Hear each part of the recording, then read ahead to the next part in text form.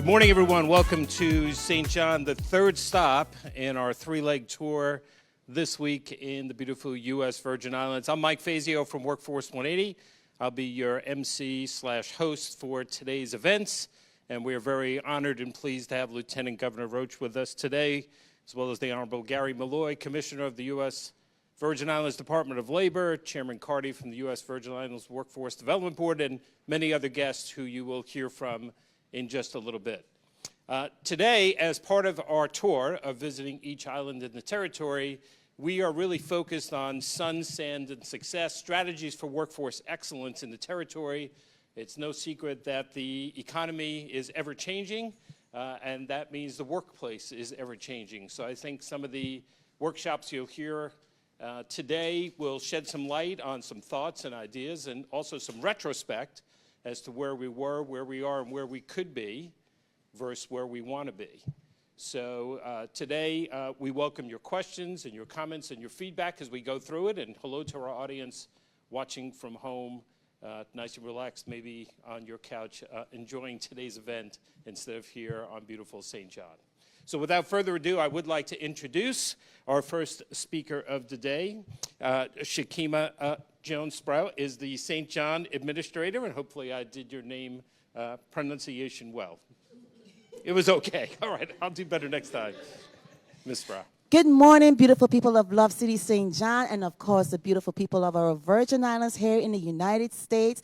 I am your St. John Administrator, Mrs. Shakima Jones-Sprout. I want to welcome you guys to St. John, to the Governor's Workforce Summit here on St. John the 24th, right? This is the fifth one. I wish it would have 24. We jump in?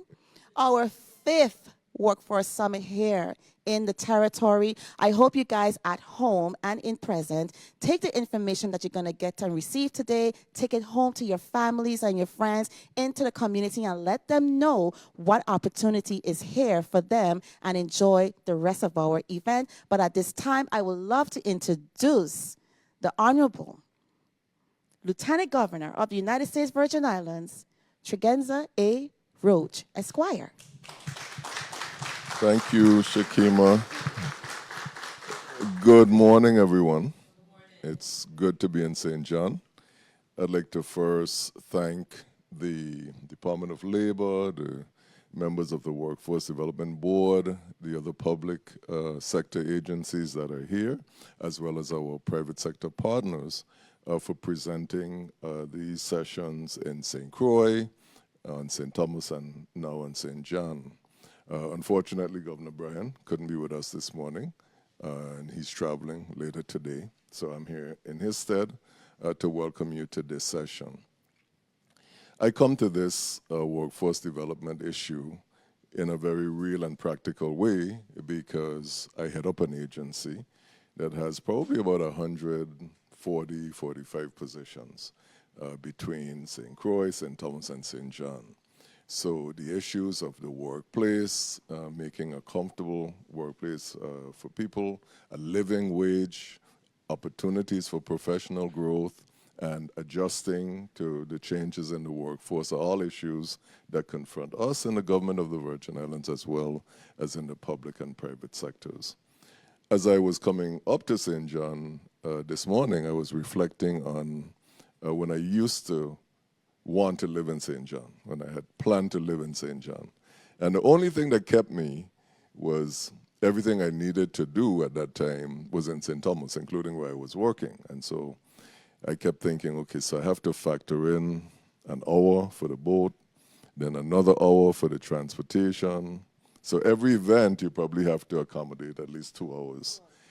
And then I went back to reflect on my schooling and my classmates who lived on St. John. At that time, I know I'm dating myself. So Eudora Ken High School, which was a Nazareth Bay High School, came into existence while I was in high school.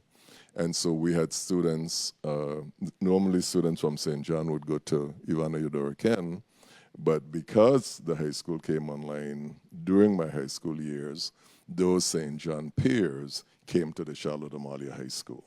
So you could imagine what a person, well, one of my best classmates was Julia Sproul, I'm sorry, I'm calling him Julius Sproul. He's Wilbur Sproul. His grandfather is Julius Sproul. He lived in Cruz Bay, so his situation was a little bit different. He just walked down, catch the boat. Now you think of a person living in Coral Bay, a student at the time going to school, beginning at 7:20 school begins, so whatever time, 8 something. So St. John has peculiar needs, particular needs, because of these kinds of considerations.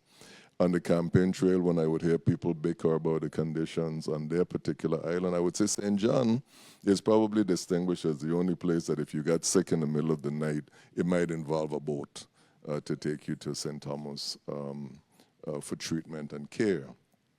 So I'm looking forward to us having a conversation today that will include some reflection on those realities, one, and two, that will also reflect on St. John's really peculiar history in the Virgin Islands as probably having the most experience of local persons with the marine industry.